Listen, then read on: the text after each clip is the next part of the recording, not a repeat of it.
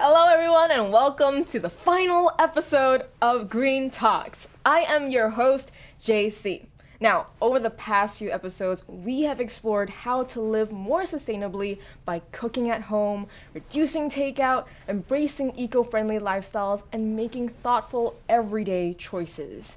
It's been such a meaningful journey here with you, and I just want to thank each and every one of you at home for being part of it by tuning into our show.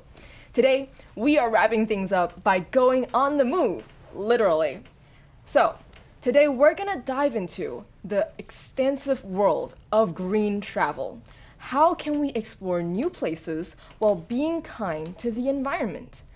From your daily commute to that dream vacation, every trip is an opportunity to make a greener choice.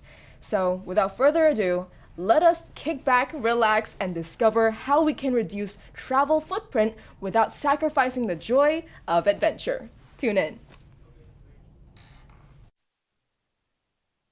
Every day, billions of cars are on the road, moving people from one place to another. But while cars provide convenience, they also come with a cost, one that we often overlook.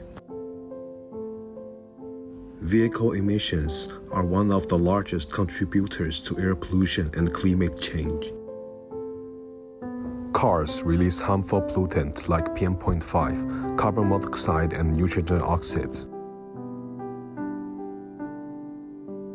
which lower air quality and pose serious health risks.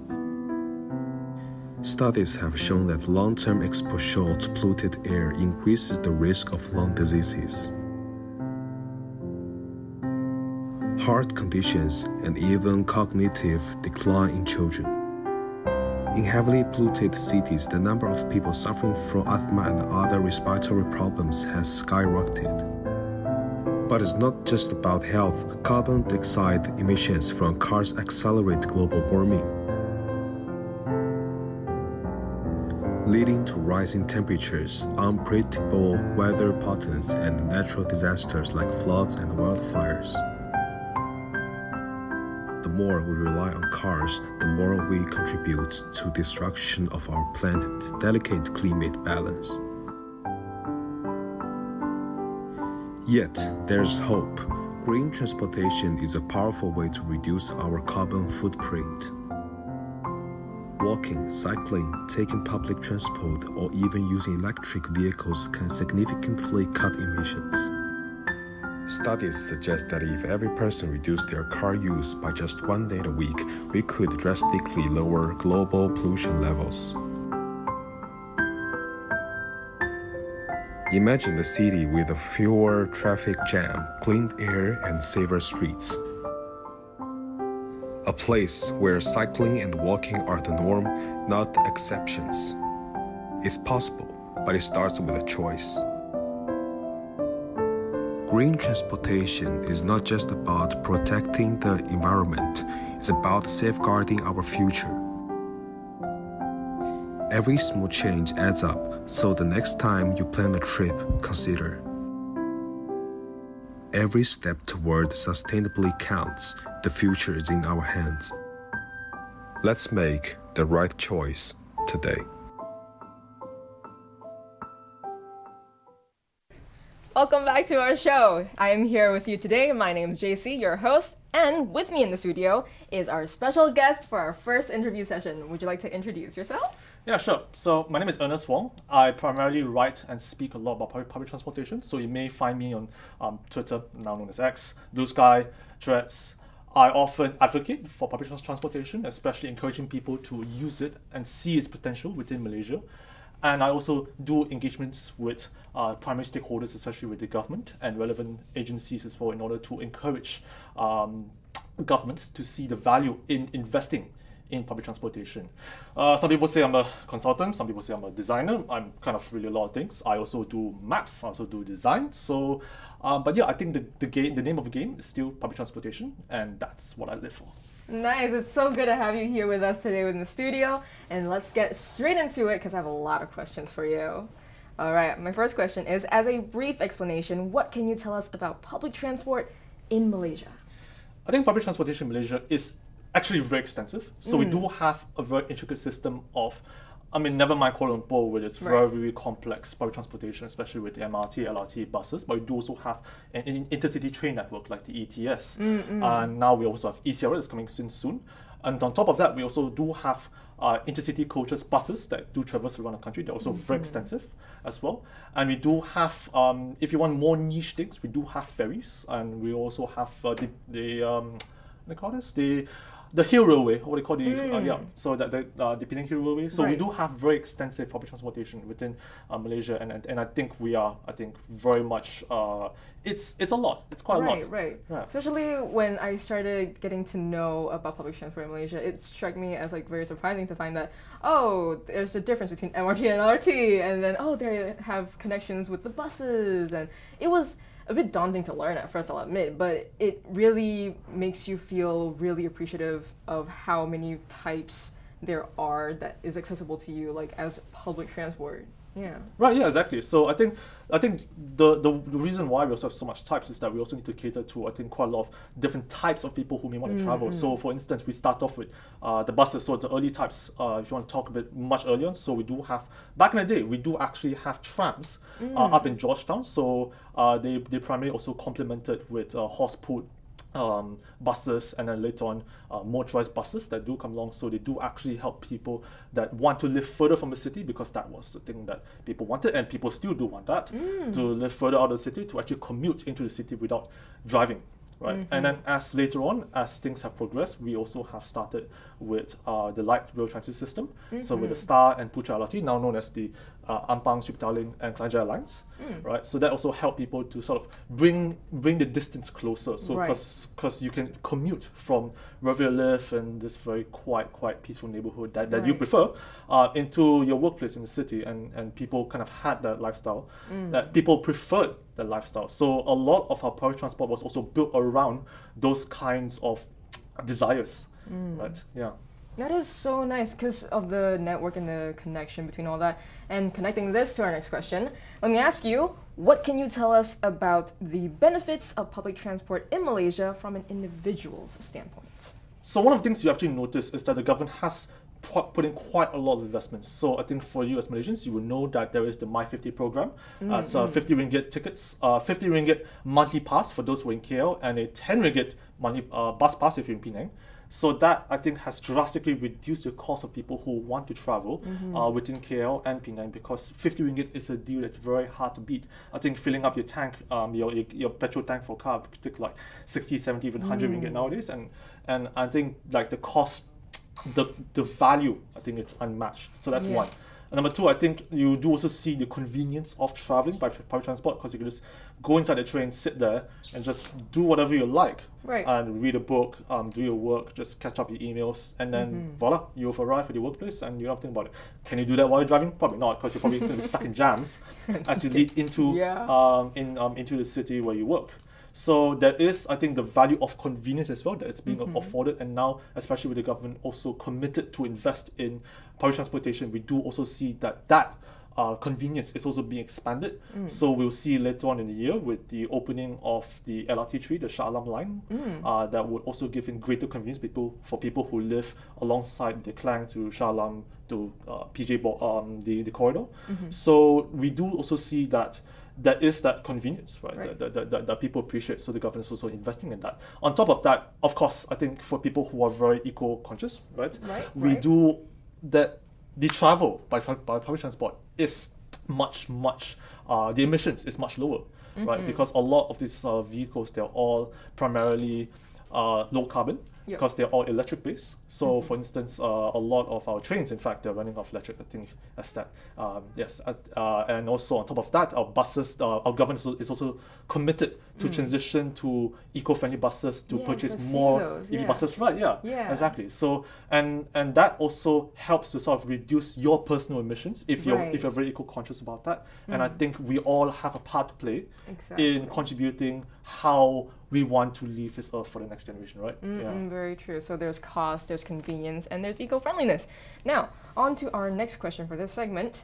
Does public transport infrastructure in Malaysia actually benefit in solving any issues the country faces, like congestion, traffic, And if so, what kinds of issues are we talking about here? Okay, so great question. So you've already mentioned, right, it solves congestion. Right. So the thing about traffic is that it's a geometric problem because right now primarily a lot of people drive as an individual. Right. So that means each car you see out there, there's only one person sitting in there. So I think that's, if you ever go through maybe on Pinterest or whatever, you might actually find some infographics about, you know, all like these 60 people in 60 cars can fit in this small area, and that amount of people can fit on a bus. And that bus, the footprint of that bus is significantly smaller than the footprint of 60 cars. So if we're able to encourage people to think like, hey, you know, if you can get on the bus so that the traffic can move faster and reduces congestion, I think that is a great thing that we need to try to ramp up moving forward. And that's why you see with the government also trying to push forward with investments in public transportation, right? So on top of that, it's also solving, I think, an environmental question, since I think, as the video noted very aptly, that pollution is a major contributor towards pollution, right? So tailpipe emissions, as in particular with a lot of petrol and diesel vehicles. So we do also solve on that front of the environmental question.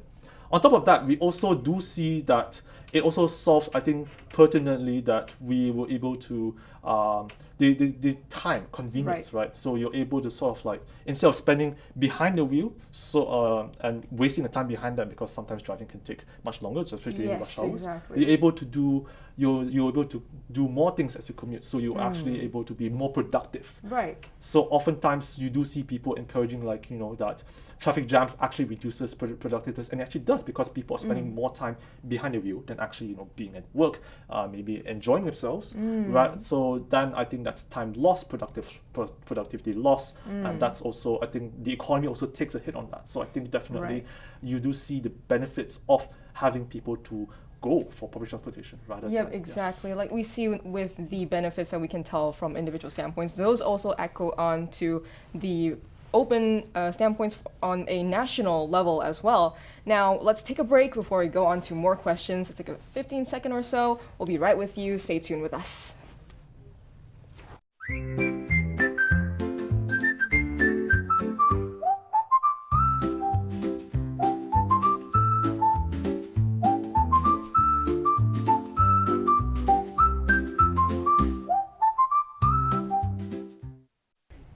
All right, I'm JC. Welcome back to us in the studio. Here with me again is Ernest, who's going to be talking about public transportation. Now, Ernest, for our next question I have for you. As a person who is knowledgeable in the workings of public transport, can you share with us about how public transport can be a more eco-friendly alternative compared to individual driving?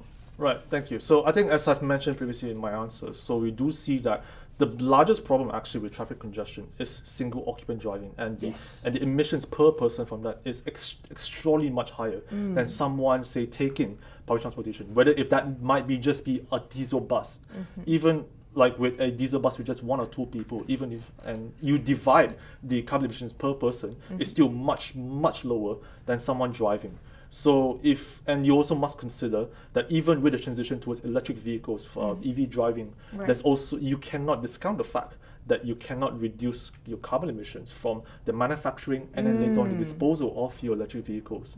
So there's also I think the market is also coming to the concern of the ethical concern of how we also dispose batteries as well. And I think that's also a question worth pondering. But I think for the purpose of a question you raised, your individual carbon emissions as you travel on public transportation, even on what would be the most polluting option, like maybe on a diesel bus, you would still, on your lifetime emissions, have much lower emissions, and anecdotally speaking, than someone who says drives every day. Right. Yeah. That is very true. When you divide up and you consider, especially when you mentioned manufacturing costs, disposal costs, which is something that people don't think about oftentimes. Right, yeah. Right. So, on to our next question. When it comes to talk about using public transport in Malaysia, there are many complaints. What are some complaints that you personally heard or that you personally have about public transportation, and what are your takes on this whole thing? Right, thanks. So I think a lot of people would primarily interface the public transportation system using our rail network. So in particular with KL, people complain that the MRT, LRT is not as frequent as they like, and especially for people who are on the commuter, I feel for you. The frequency has been absolutely terrible. Sometimes the train don't show up, right? And yes, there's a question of frequency, consistency, because people want to believe in the system. They want to have confidence in the system. Yes. And if we don't afford that confidence to them, then we would show that the government is not very serious about public transportation, and Right. people will just revert back to driving, and that's not Right. what we want to It do. becomes unreliable. Correct. So the second point on top of that is that people also complain about cost. So they will see that cost complaint are much more pertinent on, say, for the airport rail. So the airport rail that runs from KL Central to KLIA. Right. That train, in the past it was 55 ringgit, but I think in the last year or so, there was an agreement that actually to allow them to float the price based on demand. So we do see price also going up and down Right. as well. I think I recently paid for a ticket on the airport train that was like slightly more expensive than last remembered. So yes, people do also complain that that's also quite expensive Right. at times to take public transportation. On top of that, especially if you have families, you also hear complaints that, or rather maybe if you're a family person yourself, you will have the personal experience that public transportation is just not cheap. To travel as a family. So it might be cheaper to travel as an individual, but in order to travel as a family, it's very costly. So especially if you think like a typical ride. So for example, right now when UCSI, so the Right. closest MRT station is Taman Connaught, off my head if I remember correctly, a single token trip from Taman Connaught to Bukit Bintang would be about 2 ringgit 10 cents, give or take, right? Don't quote me. But the thing is, that's 2 ringgit 10 cents per person, Right. right? So if you multiply it, say, with your dad, your mom, and then having 2 kids, that's about 8 ringgit 40 cents. Yeah. So the That's government, one trip. yes, Yeah. then that's just one way, 8 Yeah. ringgit 40, and if you drive, the cost of petrol would roughly be around maybe about 5 ringgit to and back.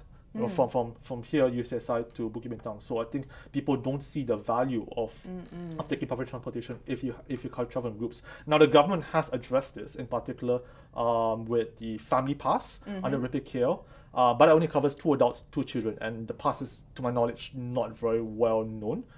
So there's definitely also the question of PR as well, Yes. right? So that the government doesn't really push out these programs, even though we have them, right? We Right. have these. But people don't know about them. Correct. So that's also another question in itself. So and just relating on a note, so if you see with the recent trip, I think because I just came back from Raya and stuff like Right. that, so a lot of people have been traveling down to the hometowns, and you do see that people complain, oh my god, why is the jam so long? It's like 8 hours, 10 hours long. And when you look at Twitter, right, you see Right. people complain, oh my god, can we have like a high-speed train from KL to Kelantan? But as it turns out, there is a train that's being built right now. It's the East Coast Rail Link. So that's a PR problem that I don't think people that people don't realize that there's actually projects that's going to literally help them. Right. But then but then they also just complain because they just actually don't know that these transformative projects actually exist. So I think we do also need to counter on a lot of these fronts, and that would be, I think, some of the greatest challenges for public transport in Malaysia. That is very true. So I'm very happy to know, of course, that we have projects and these projects that are in the works to help solve our problems. And speaking of things that are solving our problems, let me solve your problem of listening to us bickering too long and give you a short break for us. We will be back in just a quick 15 minutes. Take a breather, take a breath. Stay tuned, stay with us. We'll be right with you.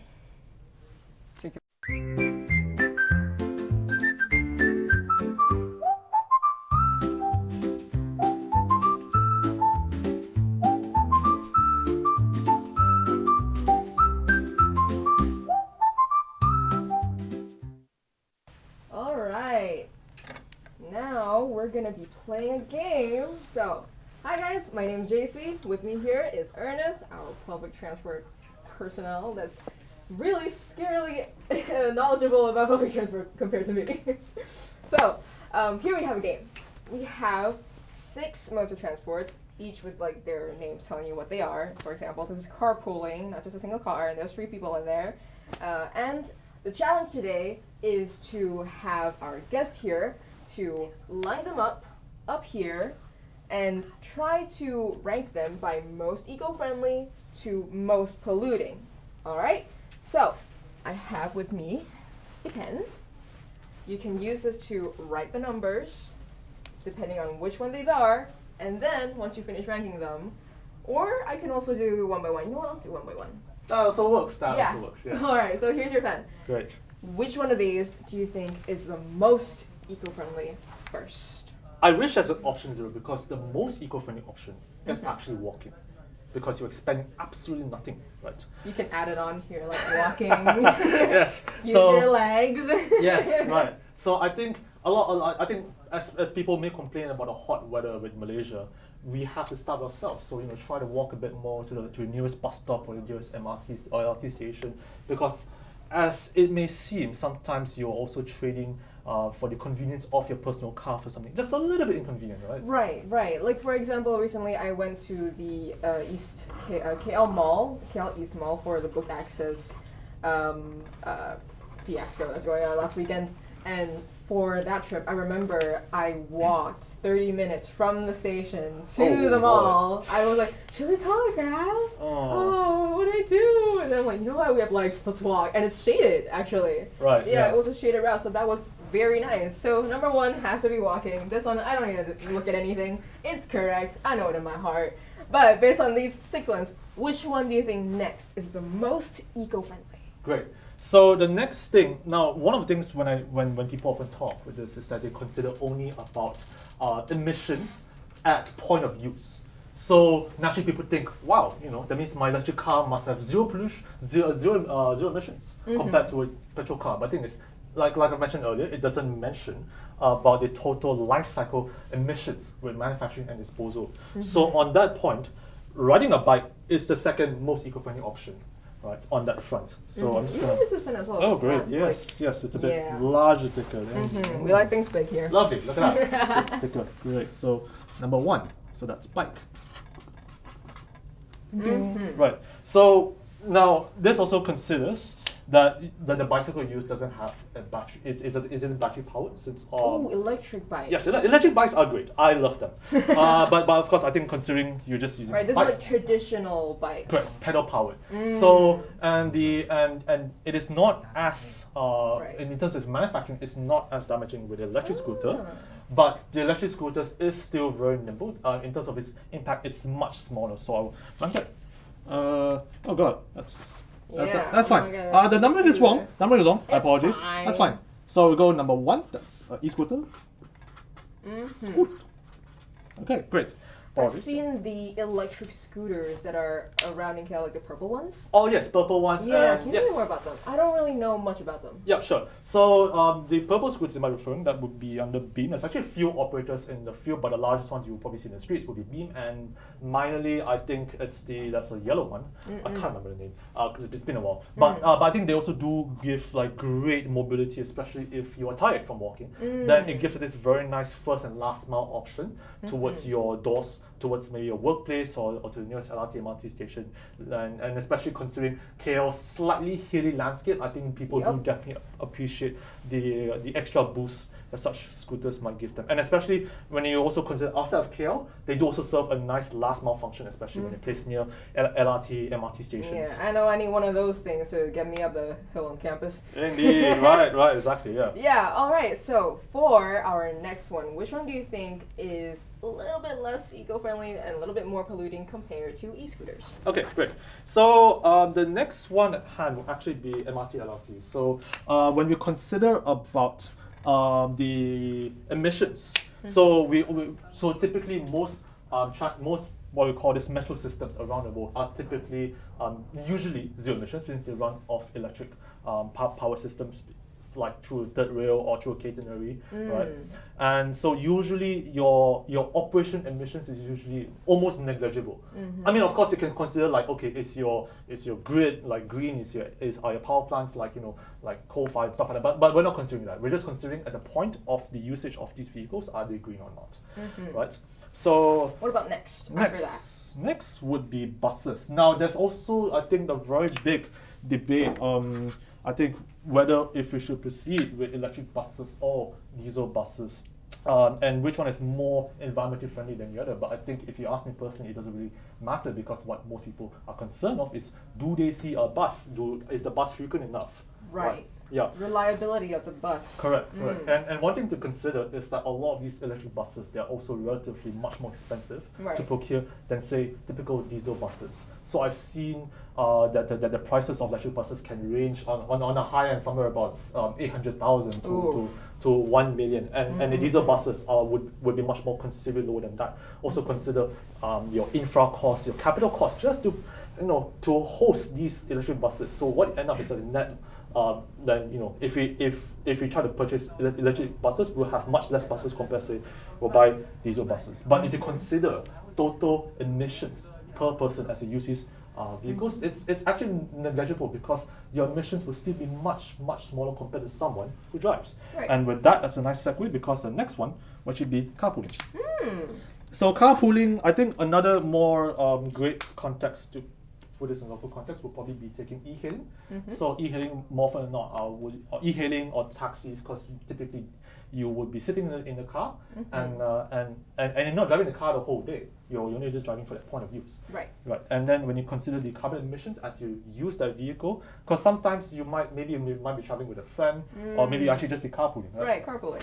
Yeah. So when you divide those emissions per person, it's much lower than, say, when you drive by yourself. Which leaves the private car at the very most polluting. At the very last. And there's also, I think, like with what I've also mentioned about electric the electric versus diesel buses, I think the argument is very much the same with private vehicles as well. Is an electric car better than a petrol car? But if you ask me, it's not much any difference, because again, when you consider of the life cycle emissions, the manufacturing emissions, and the disposal emissions, then that, I think, you're much better off just considering with these. Yes. Yeah, but I'm gonna go and correct you with some of these here with the answers I have in my hand. So the answers that I have, number one, of course, walking is completely correct. It's not even on here, but it's correct, I know that. And then we have bike, that is correct, but oddly enough, e-scooters are actually not here. The next one is where is it? 4. This is correct. This should be the second one. This instead should be put to the further down after carpooling, actually. That's not carpooling. That's number 6. This should be number 6. Yes. Yes, and then it should be after carpooling, which means, I can just extend this over. No worries, it's okay. And then after carpooling, there is the electric scooter, and then we have public transportation, which is where it should be. And then you're correct on the points of private cars. I think the difference here for the electric scooter, so you're only wrong by 1 point.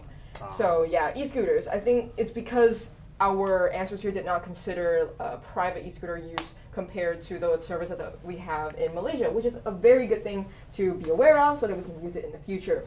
So thank you for being here with me today, Ernest. Would you like to shout out your Twitter or anything to the internet? Great, yeah. So as I've mentioned, I do write and speak a lot about public transportation. You may find me on Ernest on PT. Anywhere you find me, that's either on Twitter, now known as X, Blue Sky, Threads, Instagram. So on top of that, I also do design, so you might see my design works ever so often. I do rant about public transportation as well. So that's Ernest on PT. Yeah. So yes. All right, thank you for being here with us today, and thank you for those at home who are catching up with us. For this next segment, we're gonna hand it over to our friends outside with our live broadcast. So stay tuned with us as we prepare for our next guest here in the studio.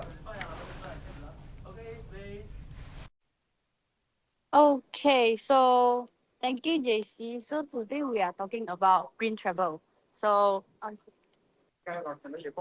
by choosing simple, eco-friendly transport like MRT and buses can reduce air pollution, and we can fight climate change.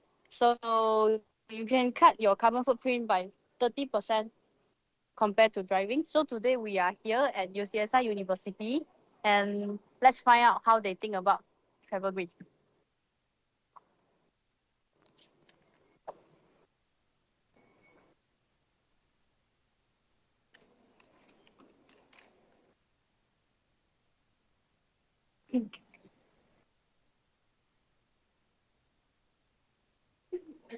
Hello, can we have a quick interview? Okay, so we are having interview about green travel, like taking buses and MRT. So do you take MRT before? Yes, Okay, like how often?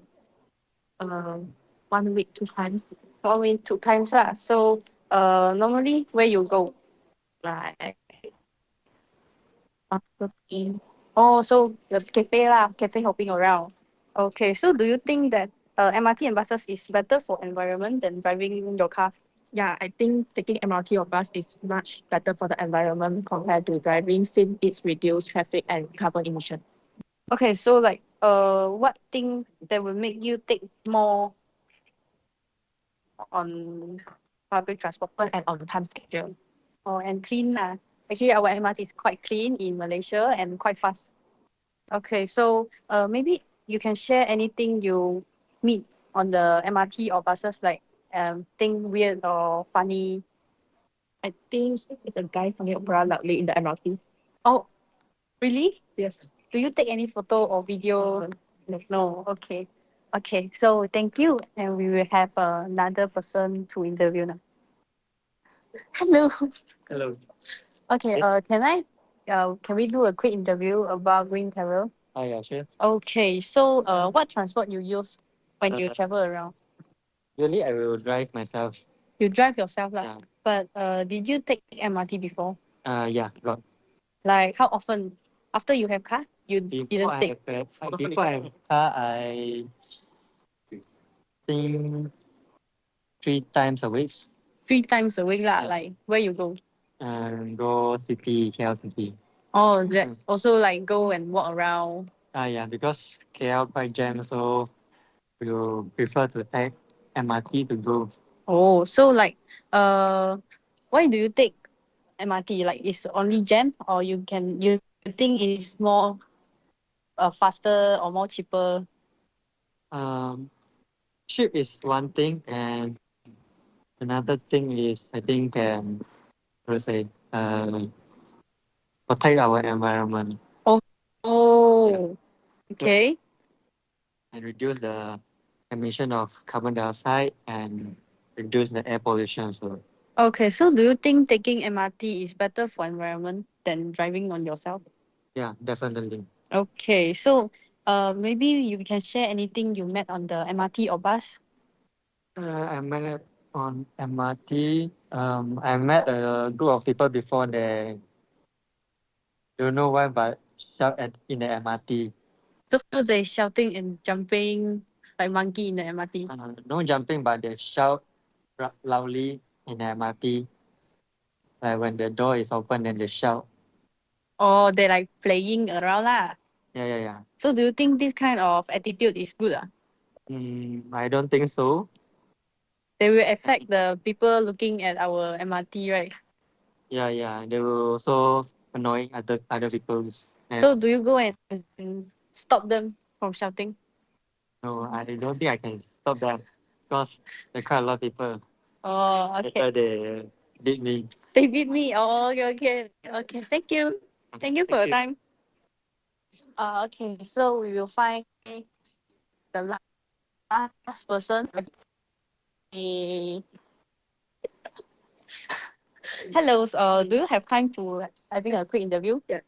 Okay, so maybe you can tell us what transport you use normally using you going out. I usually will take the MRT because it was fast and also reliable, but I also use buses for shorter trips. So you think bus is on time or not? Yes, definitely. Like public transport reduce traffic congestion and carbon emissions since one train or bus can carry more people instead of like multiple cars on the road. Oh, so like what do you think you take buses more than MRT? If it was like more punctual during the peak hours and less crowded,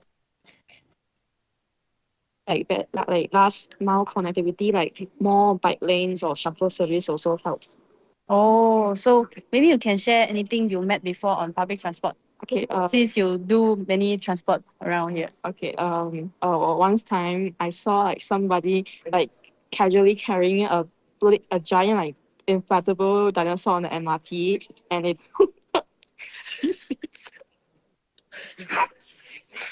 another time also like a group of tourists they are started to sing folk songs and everyone joined in the MRT lah. Like public transportations always have a surprise. Oh, so that one quite sweet lah. But the dinosaur thing, do you take any photo you can show us or?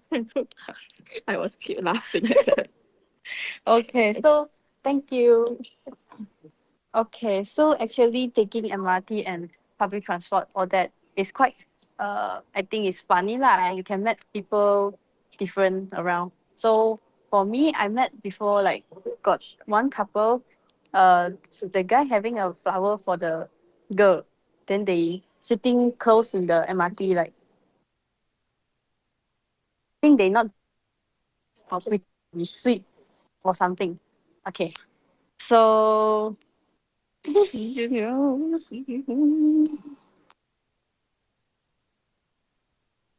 帮你拍，你帮我。 All right, welcome back to us in the studio. My name's JC, and I'm your host for Green Talks, where you're tuning in right now. Don't forget what's on your screen, and don't forget what's in my studio. Props and my special guest. So, want to introduce yourself to the camera, please? Hello, I'm Angeline. I'm a first-year student in ICAT for UCSI, and I'm a user of public transport. Yes, you are, and I am a host who's going to ask you questions. So, for our first question here, how often do you use public transport, and what types do you use, like the bus, the MRT, or like?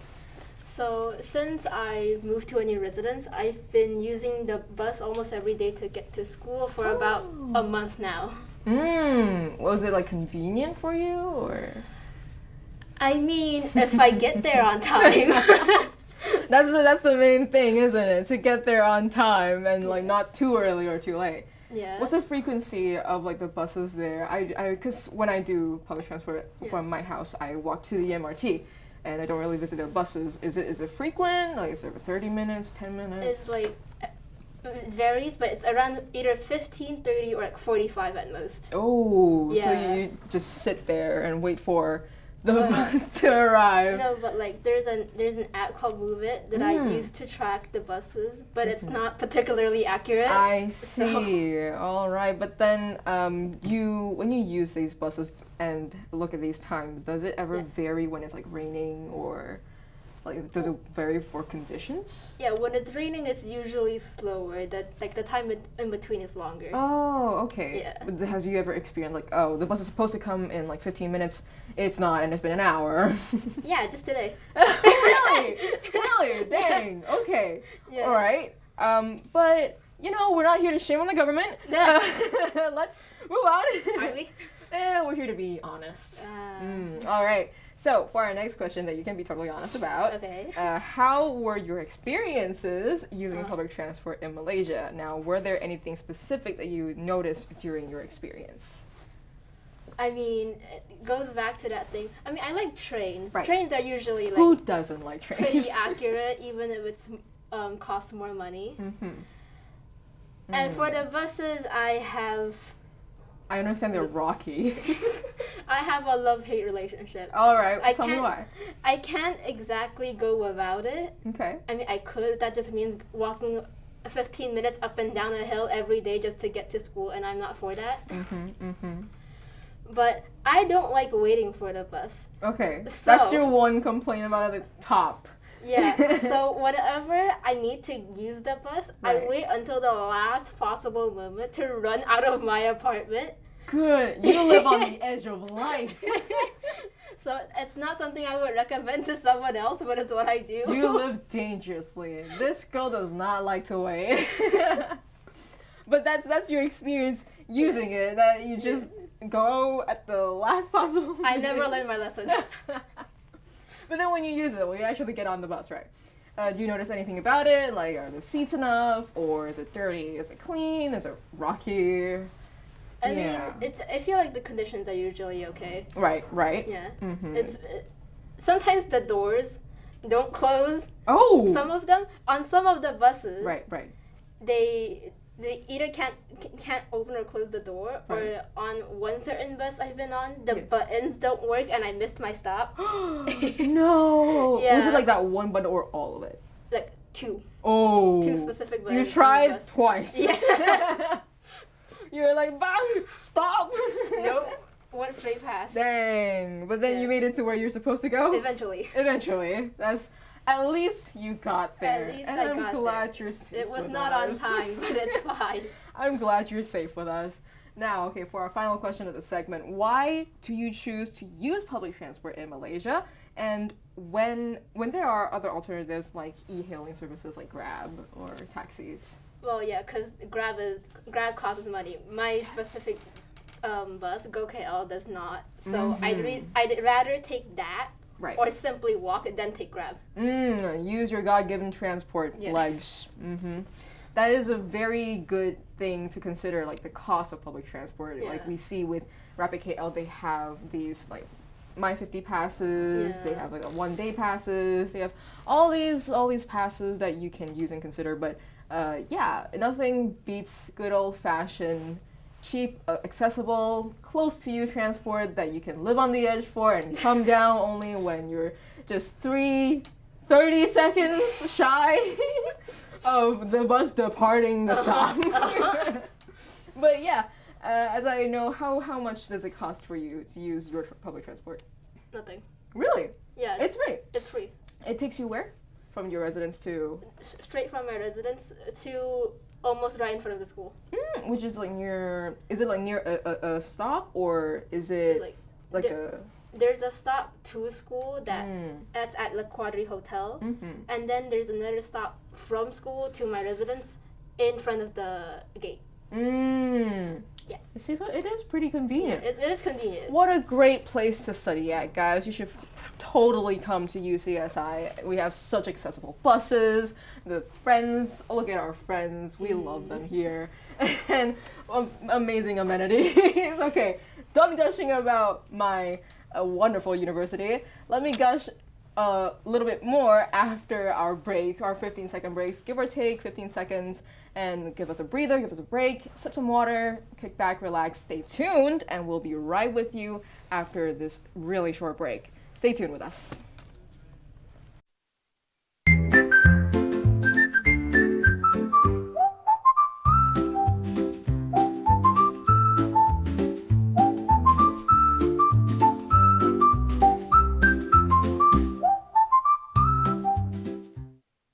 Welcome back to us in the studio. My name's JC, and here with me right now is Angeline, my good friend and victim for this interview. Oh, All right, now for our next question in this interview. Trust me, it won't be hard. It's very simple. I'm not gonna quiz you.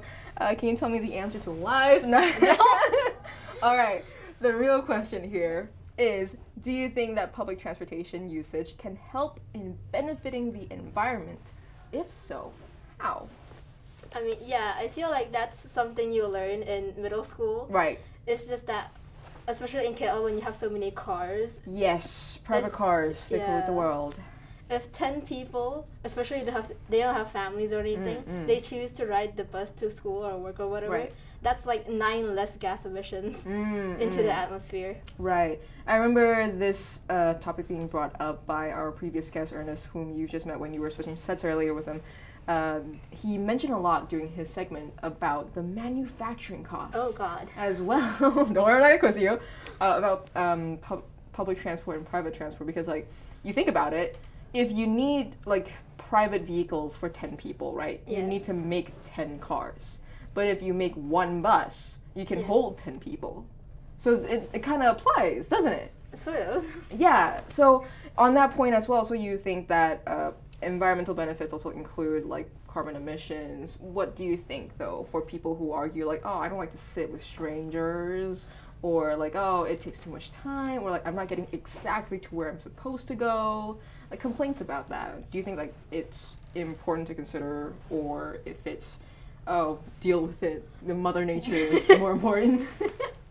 I mean, unless they have health issues or like they are in a big hurry or something like that, Right. I don't think they have much of an excuse. That is true, because it is kind of our responsibility as Yeah. people, right? Have you ever experienced any of these like minor inconveniences when you travel with public transport? It just goes back to the same thing. If I miss the bus, I simply walk. But I know Right. like that's not exactly applicable to people Right, who right. live far away from where they're supposed to go. True. And as I remember when I went on the buses myself, that I've seen accessibility, amenities in the bus for like Yeah. wheelchair users, elderly, priority seats, those kind of things. Those can be really good, even when elderly people or disabled people, they want to travel on their own. It's also viable for them because maybe they either can't afford to drive themselves or they Yeah, just definitely. don't want to. They can always rely on buses, don't you think? Yeah. So, for our next question, in your opinion, why is it important for us to take these small steps for positive environmental change? I mean, I feel like you said, everyone has to do their part, no matter how little it is, because Right. if we all work together in small ways to make the environment better, then it's gonna improve. The government can do, like, they could do everything. They could put recycling bins everywhere. They could give us free public transport, but it means nothing if we don't actually fucking use it. I see. It's all right. So, it is important for us to take advantage of these amenities that are given to us, to the common folk like us, to actually make them useful and really showcase the benefit of using them. So, when it comes to using like public transport or going green in these little ways for traveling to and fro to places, like, do you think that buses are like the end all be all, or if you recommend using like trains more or biking more, or what about those e-scooters? Like, what do you think are some of the ways that people can incorporate more sustainable, more eco-friendly traveling lifestyles in their life? I know, it's a toughie. It's a little bit hard because like I have actually considered an e-scooter before, or maybe a private one? bicycle. Yeah. Oh. Or maybe a bicycle, but I can't bike. I don't know how to. Oh, it's Yeah. okay. Me too. But I have considered like how hard it is to try an e-scoot from where I am to the school, considering how many roads are in between where I'm supposed to go. There's yeah. the issue of like traffic and it not being safe sometimes, right? Yeah, I mean, I've seen some people on campus who drive like, one of those like you sit on the suitcase and it takes you places. I've seen a kid on that on campus, and dang, I want his life. But yeah, when it comes to like doing like biking or e-scooters, I remember Ernest, our previous guest, said that biking is a more sustainable alternative compared to e-scooters because of the manufacturing carbon emissions. But I do personally agree with you in the sense that, okay, maybe you can consider using other alternatives as well compared to buses or like diesel, Like walking is always better than like taking a bus. Yeah, I just consider exercise at this point. Right, exactly. That is also important. So that's like one of the benefits you can have when you use alternatives. What do you think are some of the other benefits that you can have using public transport, like using the bus, using the MRT, or just biking, like spending more time with yourself and you're alone in your own thoughts? Just listen to music and go on a little hike up the hill to school. Right.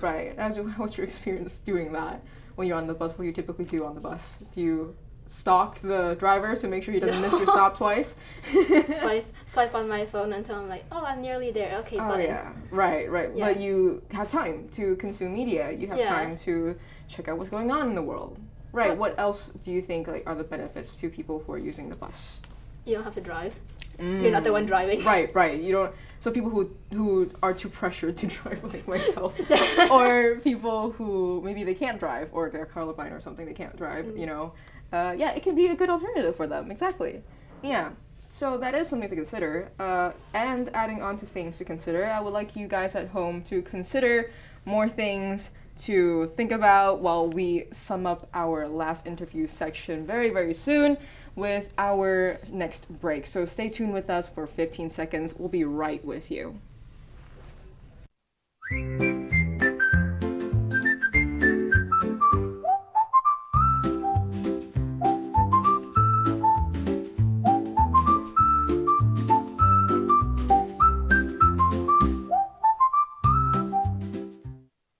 Alright, welcome back to the studio, guys. My name is JC. I'm your host for Green Talks. Now, back in the studio with me today is my dear friend Angeline, my Yay. victim for this interview. Can you introduce to us again who you are to those who are just tuning in? Okay, my name is Angeline, and I'm a first-year ICAT student at UCSI, and I'm a user of public transport. Mm-hmm. All right. So, can you recap for us what types of public transport? You said that you've used public transport in KL for the past 1 month. I mean, before this, I have used the school shuttle bus, Right. and then the ERL, Right. occasionally MRT, but that's pretty much it. Mm-hmm. And I've only started using the bus consistently for a month. So you do have experience riding other public transports. Yeah, a little bit. Mm-hmm. All right. So when you go on these public transports, how would you rank them as like your favorite ones to use? Not in terms of like how often you need to use them, Yeah. but like if you had to choose between taking each of them once, which one would be your favorite? Obviously. It's like telling you to choose your favorite child. Okay. It started with obviously, yes. ERL Okay. is the fastest, Mhm. and when I need to get back to my aunt's place, Yes. it's really quick if I just get there on time. Yeah. MRT, LRT. Mm-hmm.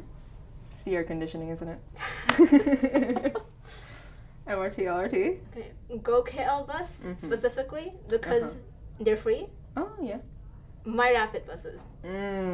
I see. I can see the hint there. They are kind of rocky, but tell me more about ERL. So when do you ERL. use them, and how do they work? Because I'm not very, Oh. I'm not very knowledgeable about ERL. MRT, LRT, kind of more, but I'm very, very clueless about ERL. Can you tell me more? Okay, I think the point of ERL is that there's very few stops. Like I don't think there's only like 6 of them, Mm-hmm. if I remember correctly. Right. So, if you need to get to those specific stations, then it gets you there very quickly.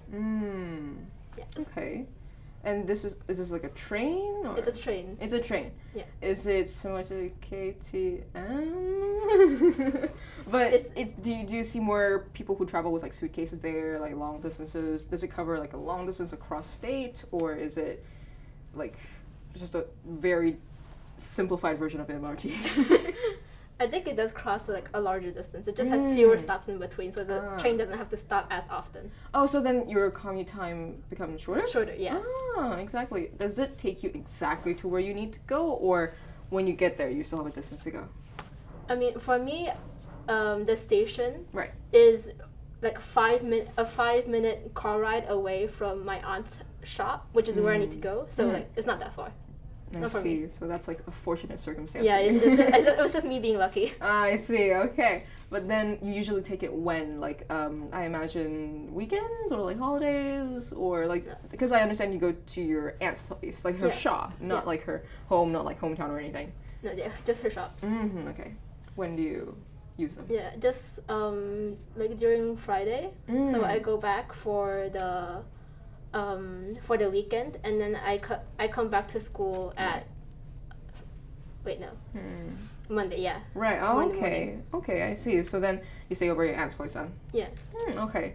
But then, how long does it usually take for you to commute from here to there? When I used to live at the residence too, Mm-hmm. an hour, including taking the shuttle bus to the station. Ah, okay. Yeah. It's like I used to work in Astro, and my commute to work was an hour every morning. But yeah, how do you occupy your own time when you get on there? You stop on your phone, you listen to music, podcasts, Just play imagine. little games. I think most of the time wasn't the commute. Most of the time was just me waiting for the bus or train to get here. Is that the anticipation? Come here, get here. I need a board. I just play some games, read my web novels, whatever. All right, that also gives us time as well as commuters to really use our time wisely on the commute, like going on our phones. And for our next question for you, for first-time users, what can they prepare when using public transport in Malaysia? So as a person who's used public transport, right, all the different types, what are some recommendations, some tips that you have for commuters about, hey, maybe you want to prepare a hand sanitizer in a public place, or things like that. So any suggestions or tips for first-time users of public transport in Malaysia? Like, I've never taken anything at all. Yeah, I would say because I've only started using public transport when I came over to KL. Mm-hmm. So I would research look up the timetable for the trains and the buses, Right. just to ease my anxiety about being by myself on public transport. You usually go through these alone, huh? Yeah. So I look at the time. I plan my whole trip, and I think the only other thing I would say is keep your card. Right. Like the card you need to get to your places and whatever in a convenient place. Yeah, and don't drop it. Don't drop it. Yeah, that is very important. So keep your card on you. Yeah. Research beforehand. Yeah. And usually when you take these public transport, can you take me through, okay, when I need to go through public transport, what should I prepare? Do I need a card to tap things? Should I go to a counter first? Or how do I go through it? I've never been to an MRT, I've never been to a bus. How will you teach me to go through public transport? Okay, I was first asked you if you have a touch and go card. Okay, that's an essential thing. Yeah, it's like a touch and go card. Mm-hmm. Do you have it? I do not. Okay, you do not. When you go to the counter, Yes. you can ask for a card, a travel card, a touch and go card like that. Oh really? You can get those at the counter? Yeah. Mm. From what I remember, at least for the trains. I have no clue for the buses. Right. I mean, trains are more prevalent around KL, so I imagine that is so nice to know. Yeah, you can use a card like that to go through the trains. I mean, Oh, there is mommy, another take way. notes.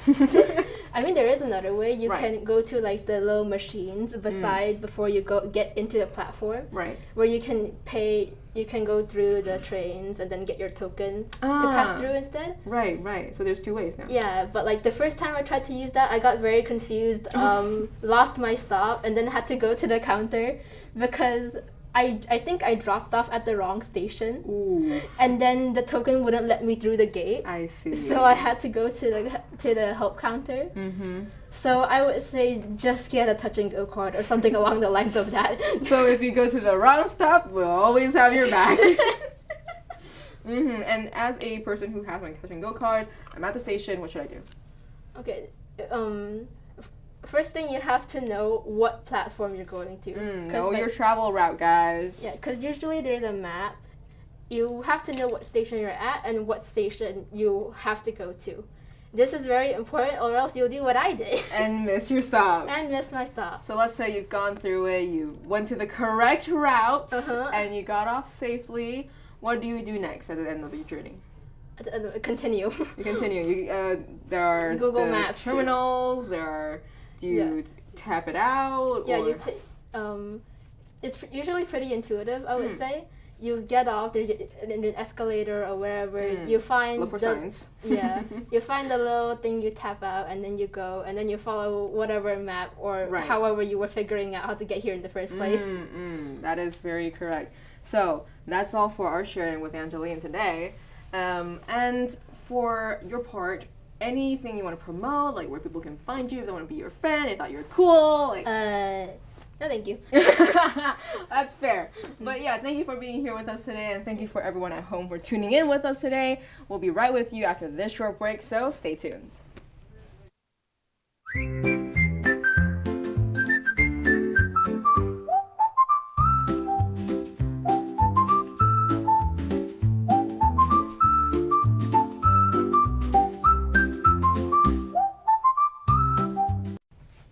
Now, as we wrap up this final episode of Green Talks, I want to say thank you from the very bottom of my heart. It's been an immense month with you guys here, whether you've joined us for just a simple DIY craft, cooking at home, eco-living tips, or today's green travel, you've been a part of something truly meaningful. We've learned that being eco-friendly doesn't mean giving up what we love. It just means doing things a little differently, a little more consciously, and with a lot more care. Every meal cooked at home, every plastic avoided, every bike ride taken instead of a private car. It all matters, all of it matters, and it all adds up. So, here's to a greener world built not by only one person doing it perfectly, but by all of us doing our best. Thank you for being on this journey with us, and although this might be the last episode, but it's just the beginning of a brand new lifestyle. We hope that you take care, stay green, and see you on the road somewhere sustainable. Thank you.